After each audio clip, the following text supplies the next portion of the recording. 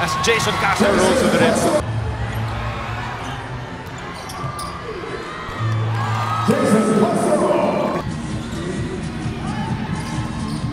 Curry, Castro, binigyan ng konting buwang.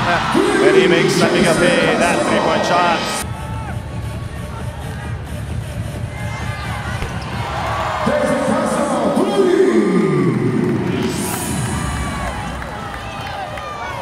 Arwin Santos can definitely hit from the outside at hindi pwede wide open. A nutmeg in the quarterfinals. Pinadaan, if I'm not mistaken, pinadaan ni Jason Castro yung bola sa legs ng San Miguel. Castro and Williams, two-man game. Castro's got Junmar a big panako by Jason.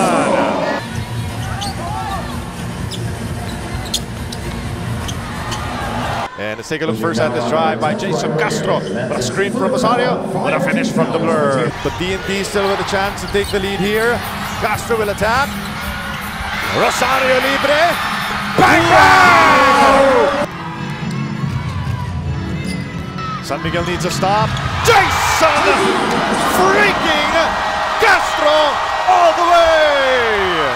Jason, unang-una, you drew the defense. Kay Kalpas, kay Troy, he made it. And then after nun, layup galing sa'yo. Talk about the decision-making inside the court. At parang alam mo talaga gagawin na palagi.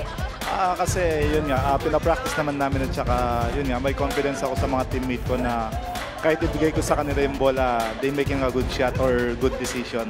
Kaya siguro yung kumpiyansa ko sa kanila nandun. At saka yun yung game namin, we need to share the ball para tignan kung sino yung wide open talaga.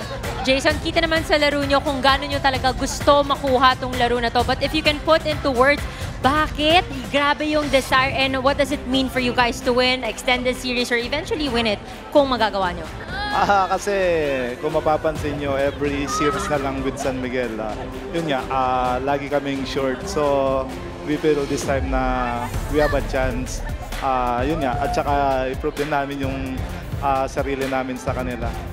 Now, going to Game 3, what are the expectations going back to the drawing board bukas? Ano yung mga kailangan pag-usapan to make sure pagtibayin yung chance?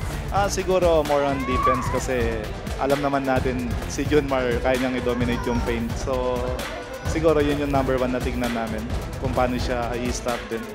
Finally, Kabalen, ding kekang pagbati. Go ahead. Binabati ko pala yung anak ko, birthday niya ngayon, si Aya. Happy birthday. Nanonood siya ngayon at saka yung anak ko si David and then sa wife ko, ay sa inyo lahat. At saka sa mga relatives ko. At saka kay Squiggy, pamangkin ni Boss Danny, ay sa iyo na number 1 fan ko. At saka kay Doc Nick daw, ay sa inyo na nanonood sila ngayon. Thank you very much, Jason. Congratulations, gentlemen.